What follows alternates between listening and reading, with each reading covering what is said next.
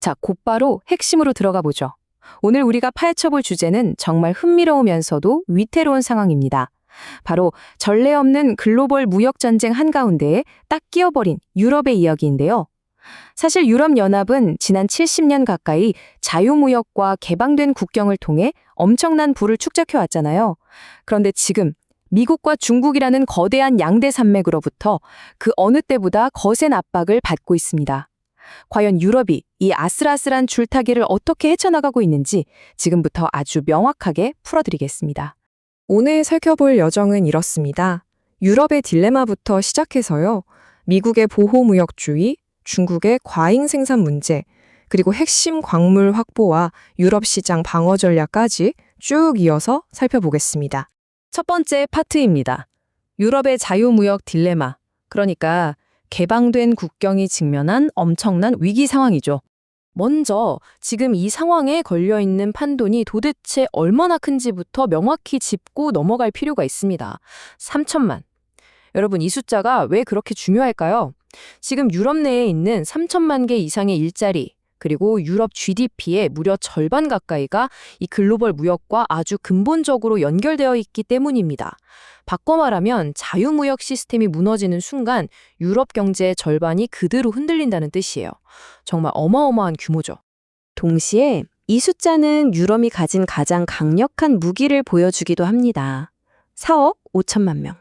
바로 유럽연합 단일 시장의 거대한 소비자 규모입니다.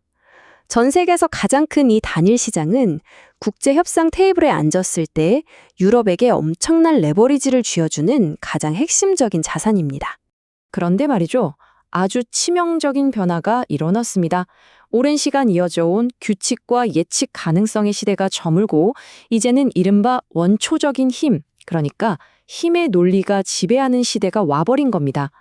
아무리 거대한 시장을 가지고 있어도 이제는 유럽의 무역 관계자들조차 규칙에 기반한 글로벌 시스템이 무너지고 있다는 걸 뼈저리게 인정하고 있는 상황입니다. 자, 그럼 두 번째 파트, 미국의 보호 무역주의 노선을 한번 살펴볼까요? 이른바 자국 우선주의로의 전환입니다.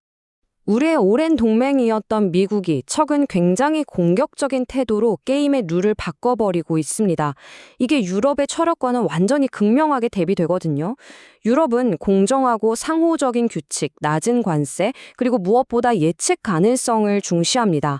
하지만 미국은 이제 국내 산업화를 위해 관세를 무기로 휘두르며 자국 우선주의를 최우선으로 내세우고 있죠. 여기서 우리가 누구 편을 들거나 누가 옳다 그르다를 따지려는 게 아닙니다. 이 두 접근법이 어떻게 좁힐 수 없이 달라졌는지 그 팩트 자체를 이해하는 게 핵심입니다. 그리고 여기서 진짜 흥미로운 포인트가 하나 있어요.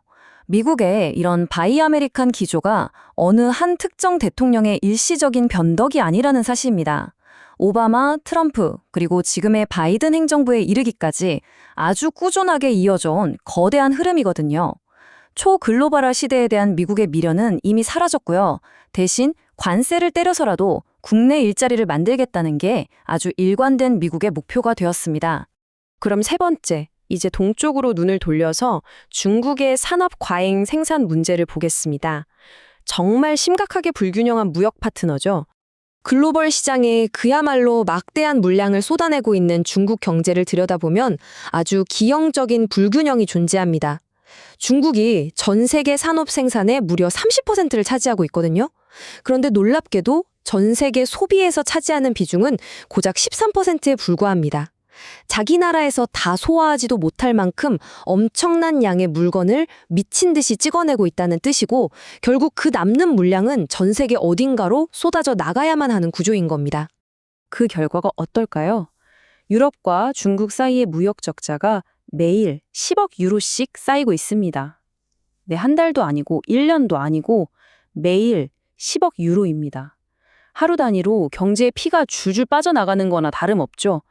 유럽 입장에서는 도저히 이대로 놔둘 수 없는 완전히 지속 불가능한 상황에 직면한 겁니다.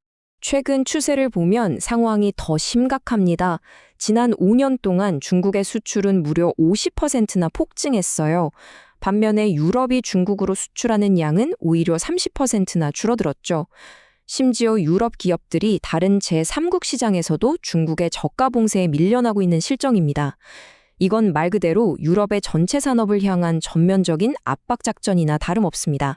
네 번째 파트입니다. 이번 무역전쟁의 핵심 격전지주, 바로 핵심 광물 확보와 공급망 위험 완화 전략입니다. 미래 기술의 명운을 쥐고 있는 게 바로 이 핵심 광물들인데요. 여기서 마주한 현실은 꽤나 충격적입니다. 특정 핵심 광물의 경우 유럽의 중국 의존도가 무려 90%를 넘어갑니다. 사실상 언제 끊을지 모르는 생명줄을 남의 손에 쥐어주고 경제 전체가 볼모로 잡힌 거나 마찬가지죠. 그래서 유럽은 지금 필사적으로 다른 공급망을 찾아 헤매고 있고 어떻게든 지역 내에 채굴 프로젝트를 가동하려고 안간힘을 쓰고 있습니다. 이 맥락에서 EU 무역 담당 집행위원회의 이 말이 핵심을 아주 정확히 찌릅니다. 경제 안보에 있어서 가장 싼 것이 항상 최선은 아니다. 중국에서 막무가내로 쏟아져 들어오는 인위적으로 가격을 후려친 자원에만 기대지 않겠다는 겁니다. 이제는 기꺼이 이른바 안보 프리미엄을 돈을 더 주고서라도 지불하겠다는 아주 강력한 의지의 표현인 거죠. 자, 마지막 5번째 파트입니다. 그렇다면 유럽은 구체적으로 어떻게 스스로를 방어할까요? 새로운 경제 안보 독트린을 살펴보겠습니다. 유럽이 최근 승인한 경제안보 독트린은 단순히 문을 걸어 잠그는 무식한 보호무역주의가 아닙니다. 외국 자본이 직접 투자에 들어올 때 깐깐하게 심사하는 걸 포함해서 기존의 글로벌 무역 규칙은 지키면서도 유럽의 핵심 산업과 공공의 돈을 지켜내기 위해 설계된 아주 정교한 보구 모음입니다. 쉽게 말해서 그동안 아무나 들락거리게 활짝 열어뒀던 대문에 이제 체계적이고 스마트한 보안 시스템을 달기 시작했다는 거죠.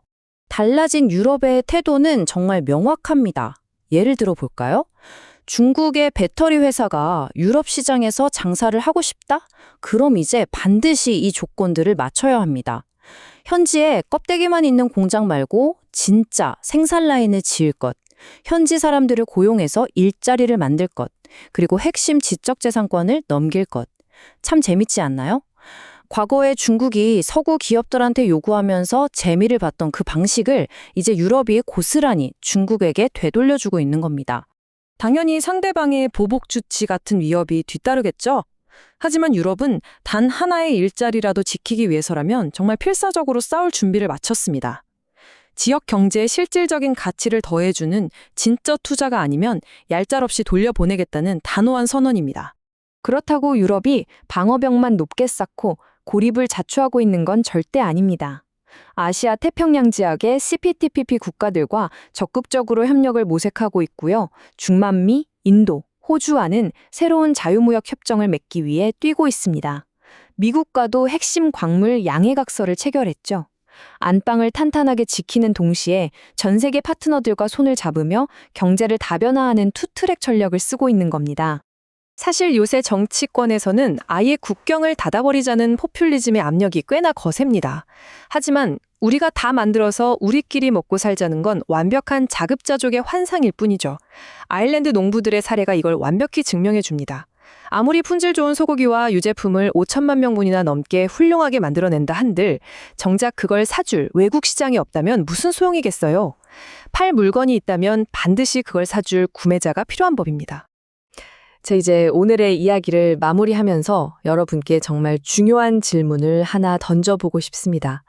과연 유럽은 지금의 자신들을 이토록 부유하게 만들어준 자유무역의 가치를 포기하지 않으면서도 원초적인 힘의 논리가 지배하는 이 냉혹한 새로운 시대에서 살아남을 수 있을까요?